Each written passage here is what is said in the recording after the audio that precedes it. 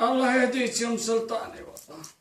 خليتينا عقب هالقرار نغسل هالصحون ونشطف هالحوش. والله بيضرهم والله لي 40 سنة يا ابو سلطان وانا خدمك وما تاكل غير خبز ساج وما تاكل غير حاتم وزبد 40 سنة وانا اكل وراك راكب. اقول والله لولا هالقرار لا كل يوم ادق خشمك. والله الحين معنا قرار والله ما تقدر تدقني واتحداك تدقني لسانك رجل تدقني. الدنيا ولت والله ولينا. اي خلها تولي.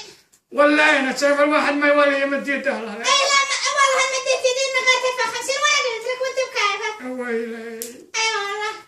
ويلي لو معي 50 والله لا ادق رمتك الحين. والله ما تقدر اتحداك وش رايك يلا دقني انا عندك. اي ما تقدر. معاك ما تقدر والله ما تقدر. معاك اي طلعت عيونك قبل ارضخت من فوق الحمار. ولا ترضى ولا ما ترضى الحين من صالحنا. قبل برجلي على حنوكت. اي الحين ما تقدر. مالك بلا عمى. اللي يميك ان شاء الله. ويلي اي سيف والله. قام الرجل ينهان. والله خلكم تستاهلون. قام الرجل ينهان لا عقب. انتم ما تهونون اول. ولا احنا شبهنا من الضرب وانتم بس تسبحونا. اقول هالحين انا بدق على خوي اللي دق عليك دقك خلبيني دقك انت وياه ان شاء الله.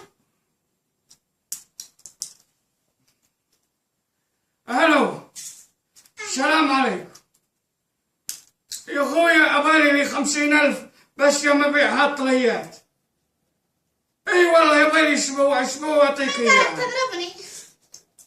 الله يوفقك الله يعطيك العافيه يعني يمرك الحين. اي يلا اي بلا دبرنا 50,000 اسمع. دبرنا 50. والله لا فيك سنوالها لا